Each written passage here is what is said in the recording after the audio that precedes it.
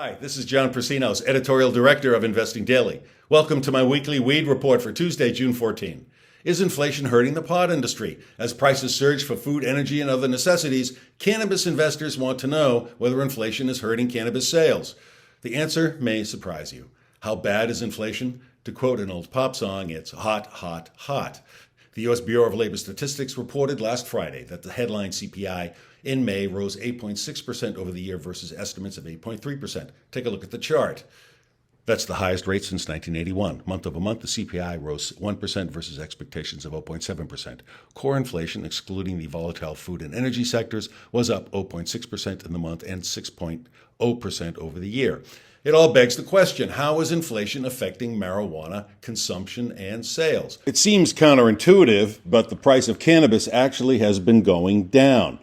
More players are entering the industry. Companies are generating better economies of scale. A greater volume of weed is entering the marketplace, and legalization is making cannabis less rare. The following chart tells the story. The U.S. cannabis spot index has fallen to $1,114 per pound, but the average deal size has remained roughly steady during the same time frame. As food and energy costs soar, cannabis prices are moving in the opposite direction. In a new report, Cannabis Consumers in America, New Frontier Data found that price is indeed important for marijuana consumers. However, if you look at the nuances of the findings, you'll see suggestions that marijuana is recession and inflation resistant. Take a look at this chart. Inflation ranked as the third most important factor among 61% of marijuana consumers when making a purchase decision. The report states, for most consumers, cannabis is a low-spend, high-frequency purchase. Nearly half, 45%, of current consumers acquire cannabis at least once per week, with most, 67%, among them spending less than $100 per purchase. The high-frequency nature of those purchases, coupled with high levels of expressed interest in new products, creates significant opportunities at each touchpoint for retailers and brands to engage and educate consumers. Marijuana sales figures year-to-date have remained on a growth trajectory, despite headwinds such as inflation. The U.S. cannabis industry is expected to reach $32 billion in annual sales in 2022. Problem is, the legal pot industry has its hands tied on weight and size. Half an ounce of marijuana flower, for example, is half an ounce however it's packaged. Regulated legal markets universally require a pre-established level of tetrahydrocannabinol, THC, in any given package. There's no wiggle room for cheating on THC or portion sizes. Track and trace programs in several states mandate the careful weighing of marijuana and the gauging of its THC content throughout the supply chain, from farm to dispensary.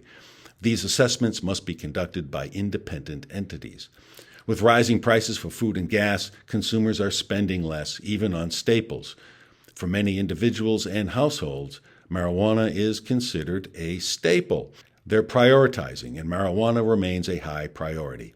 So, marijuana sellers are maintaining profit margins in an inflationary environment by giving marijuana consumers less in subtle ways. How are marijuana sellers giving the consumer less without incurring pushback from buyers and regulators? Here are some of the steps they're taking. Reducing package sizes or types. Using one type of box that can be resized multiple ways. Renting smaller storefronts. Negotiating better terms with long-term loyal vendors. Reducing personnel by automating or outsourcing repetitive tasks. Reducing operational hours. Are these methods common to the mainstream consumer industry? Of course. But the fact that marijuana companies are deploying them is further proof that marijuana is becoming just another business. It's also important that marijuana tends to occupy a high priority spot on customer shopping lists. Research group YouGov conducted an online poll which involved nearly 5,400 people. Take a look at the following chart. 53% said medical cannabis providers should be regarded as essential, 26% said they shouldn't, and 21% said they didn't know. The poll was taken during the worst of the pandemic in March 2020, when state governments were trying to determine which industries could stay open because they are, quote, essential. The takeaway, is that marijuana is weathering hot inflation better than most industries and should emerge even stronger when inflation eventually wanes. There's a distinction between gambling and taking a reasonable risk, but how can investors draw that distinction?